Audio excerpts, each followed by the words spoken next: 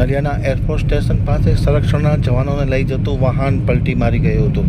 અકસ્માત સર્જાતા 10 જવાનોને નાની મોટી ઈજા પહોંચી। ઘવાયેલાઓને જીકે હોસ્પિટલ ખસેડાયા। નલિયાથી પ્રતિનિધિ હિરેન ગોસ્વામીનો એક વિસ્તૃત અહેવાલ।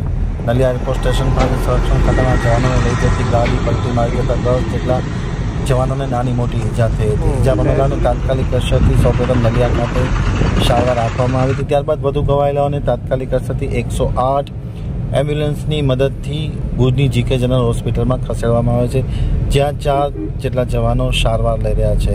પ્રાથમિક મળતી માહિતી મુજબ આજે સવારે નલિયા એરફોર્સ સ્ટેશન પાસે સંરક્ષણ ખાતાના જવાનને એક ગાડીમાં બેસાડીને લઈ જવામાં આવતા હતા। કોઈપણ કારણોસર અચાનક આ ગાડી પલટી મારી જતા અકસ્માત સર્જાયો હતો અને 10 જવાનોને નાના મોટી ઈજા થઈ હતી। પ્રાથમિક સારવાર નલિયા અને ત્યારબાદ વધુ સારવાર માટે ભુજની જીકે જનરલ હોસ્પિટલમાં ખસેડવામાં આવ્યા હતા, જ્યાં તેમની સારવારની કામગીરી શરૂ કરી દેવામાં આવી છે। સમગ્ર ઘટનાની જાણ થતાં નલિયા પોલીસ ઘટના સ્થળે દોડી ગઈ હતી, ધોરણસરની કાર્યવાહી હાથ ધરી હતી।